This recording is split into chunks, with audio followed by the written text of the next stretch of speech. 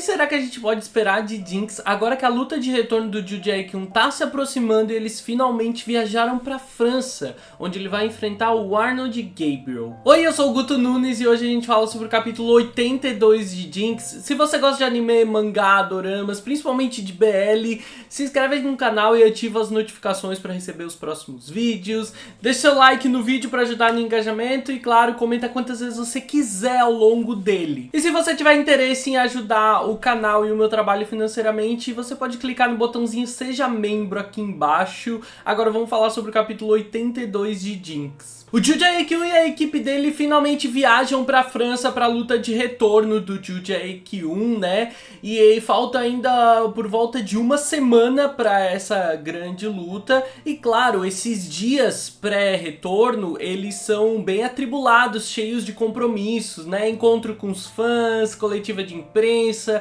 e, claro, treinos constantes. O Jae-kyun participa de tudo, por mais que ele ache grande parte disso uma baita bobagem. A sua equipe de marketing, eles estão realmente preocupados e dando sangue para garantir que o Ju Jae-kyun recupere o posto de atleta mais desejado do mundo. Enquanto a equipe se dedica desesperadamente para buscar o melhor da aparência do Ju Jae-kyun para garantir isso, né?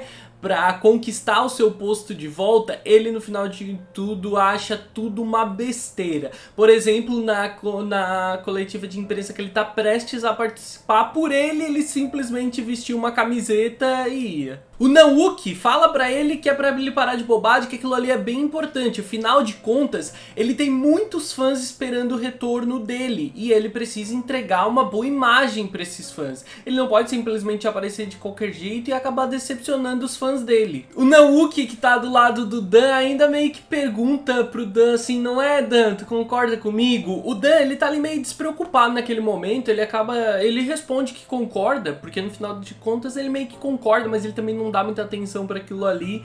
E o Dan concordar com aquilo faz o Jae-kyun aceitar aquilo um pouco mais tranquilamente, tentar lidar um pouco melhor com essa raiva. Quando o momento da coletiva de imprensa finalmente chega, é feito um grande alarde no anúncio dos lutadores, porque afinal de contas, além de ser a luta de retorno do Ju Jae-kyun, eles são basicamente os dois atletas mais populares do mundo, né? Eles são considerados os dois atletas mais desejados do mundo. O Arnold Gabriel entra com uma aparência impecável e ele é elogiado pelos hosts do evento, tanto pela sua aparência comumente impecável, também como pelas suas habilidades de luta. Eles dizem que esperam uma luta feroz, tanto dentro dos rinques quanto fora, já que os dois disputam, além daquela luta, o posto de atleta mais desejado. Eles mencionam que aquilo tudo provavelmente torna a luta ainda mais importante e valiosa para esses dois lutadores.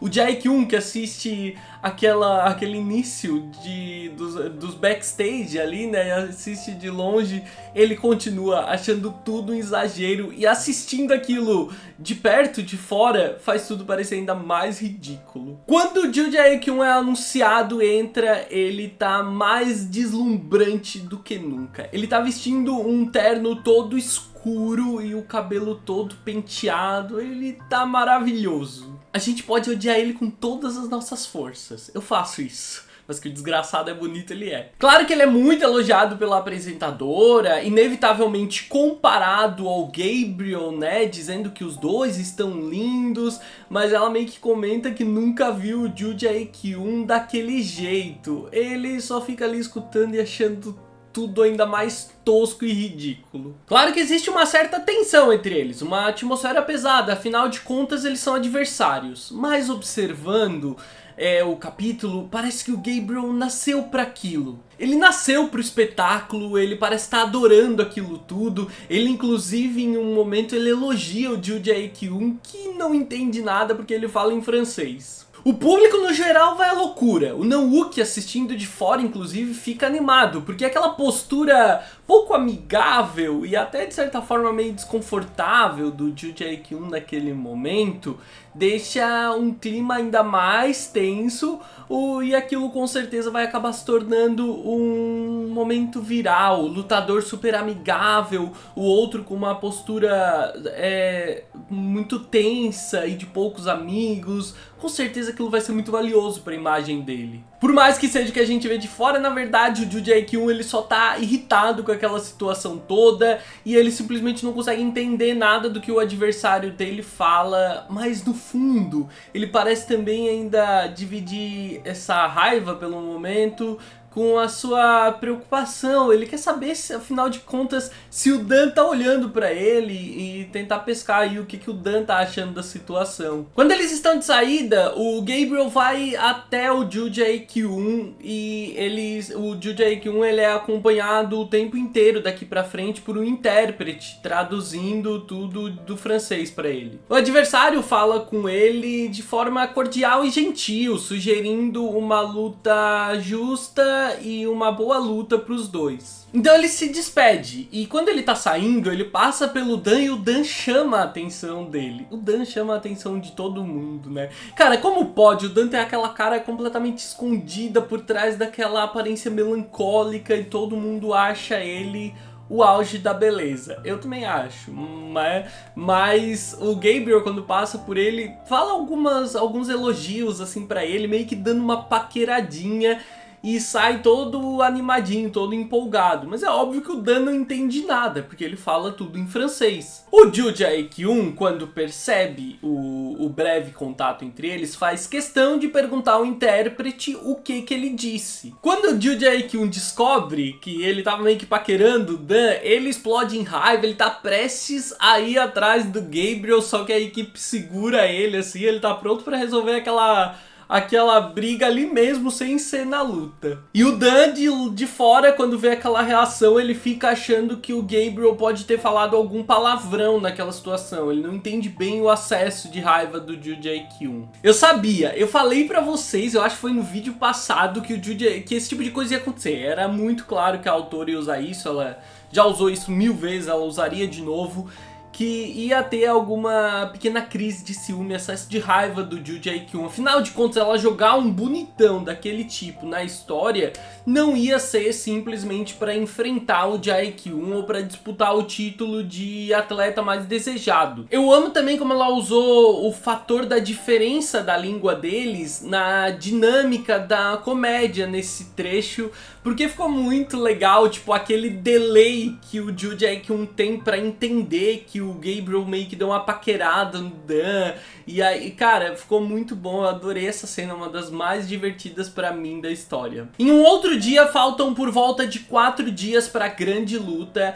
E durante os treinos, o Non-wook e o resto da equipe observam o Ju Jae-kyun e percebem que ele tem se esgotado muito rapidamente durante as últimas sessões de treino. E decidem que ele precisa definitivamente de uma folga. Tem muitos fatores envolvidos aqui, né? Vamos colocar aí o jet lag da história, um lugar diferente, mas principalmente isso é movido pelo fato de que ele quer desesperadamente recuperar o cinturão. E ele sabe que essa luta de retorno ela é muito importante como parte deste processo. Ele tá determinado a não cair de novo quando ele era uma criança que começou a lutar. Isso vem uma breve lembrança dele, das primeiras lutas onde ele perdia muito. A gente já viu isso em outro momento da história, onde ele era constantemente derrotado e ele jurou que isso nunca mais ia acontecer, que foi quando deu uma grande mudada de chave na vida dele. Faltam 4 dias para a grande luta e o Dan aparece no quarto do Jae-kyun do nada, dizendo que eles tiveram um grande problema. Eles haviam combinado com o resto da equipe, basicamente, de saírem para espairecer, para dar uma relaxada naquele dia, né? Tudo meio que organizado pelo Non-wook, como sempre, preocupado com toda a tensão do Joo Jae-kyun pré-luta e a maneira como ele tem se esgotado nos treinos, preocupado com toda aquela situação, ele decidiu que eles tirariam aquele dia de folga junto da equipe para relaxarem um pouco. Claro que o Joo Jae-kyun volta a achar tudo uma besteira, mas o Na-wook, como sempre, consegue convencer ele. A questão é que nesse dia seguinte, agora, o Dan chega correndo pra contar pro Joo Jae-kyun que o problema que eles tiveram é que a equipe parece ter comido um lanchinho na noite anterior e estavam todos passando muito mal. Tudo que o Na-wook conseguia fazer basicamente era ficar sentado no vaso. O quadro dele, tipo assim, falando com o Dan, com papel higiênico na mão, é muito bom também. Mas basicamente toda a equipe que saiu pra comer sozinha, sem o Dan e o Joo Jae-kyun, eles tiveram um piriri no dia seguinte. Enquanto o Dan parece muito preocupado com a situação, sem saber o que fazer, né? Afinal de contas,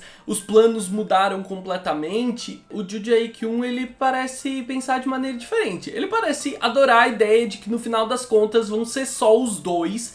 E enquanto o Dan não sabe o que fazer, o Jae-kyun só fala pra ele, então é isso aí, vamos só nós dois mesmo. Eles estão em Paris, o Dan não sabe muito bem o que eles podem fazer ou aonde eles podem ir pra poder se divertir, relaxar um pouco. E o Jae-kyun diz pra ele que eles podem ir a qualquer lugar. O Jae-kyun, ele não tá nem aí pra onde eles vão, o que eles vão fazer. Ele tá a faceiro que vai ser só ele e o Dan. Eles acabam indo a um parque de diversões, o que, olhando pra mim o quadro, parece ser uma menção à Disney, né, ao parque da Disney. Tem uma Disney em Paris, né, então pode ser a intenção da autora realmente fazer uma menção a isso, não sei. Ou pode ser só a ideia de ser um parque de diversões completamente deslumbrante mesmo. O Jae-kyun tá lindinho demais. Ele tá com uma carinha de moleque, uma roupinha casual, um bonezinho virado pra trás. Ele tá muito fofo. Ambos nunca tiveram num lugar como aquele. Então, enquanto o Joo Jae-kyun parece bastante animado, o Dan fica meio estranho, como sempre meio desconfortável com uma situação como aquela. O Dan meio que observa tudo. Só os dois numa situação como aquela, num parque de diversões, saindo num dia como aquele, parece bem mais do que apenas um passeio. Então, no último quadro do capítulo, a gente tem o Joo Jae-kyun felizinho, meio coradinho, tentando fingir naturalidade, mas muito contente com aquilo tudo. Apenas os dois em um passeio como aquele, aquilo é basicamente um encontro. É a situação ideal que ele queria ter com o Dan nesse novo momento que ele vem vivendo e nessa determinação dele em conquistar o rapaz. Meu Deus, veio aí o primeiro encontro deles. O Joo Jae-kyun todo felizinho, como se fosse um moleque de 16 anos saindo com um namoradinho pro parque pela primeira vez. Eu acho, inclusive, que a autora não é inocente em colocar ele com aquele bonezinho virado pra trás com cara de moleque, porque eu acho que é justamente pra trazer essa sensação de primeiro encontro, quase que vivendo um amor de adolescente. Além disso, a autora parece que simplesmente mudou completamente a história da primeira para a segunda temporada, porque no começo só passava raiva em qualquer momento que os dois estavam juntos, e agora qualquer coisa que o Jae-kyun faz ou vê o Dan fazendo, e aí ele fica todo alegrinho, todo bobinho, eu já fico todo boiola por eles de novo. Eu tô bem empolgado, o próximo capítulo provavelmente vai ser o capítulo inteiro de um encontro dos dois, uma coisa bem namoradinhos assim, então eu acho que vai ser bem divertido, bem fofo. E eu tô bem animado. E vocês estão empolgados para verem os dois nessa situação também? Eu espero que vocês tenham gostado do vídeo. Eu vejo vocês no próximo vídeo. Um grande beijo. Tchau, tchau.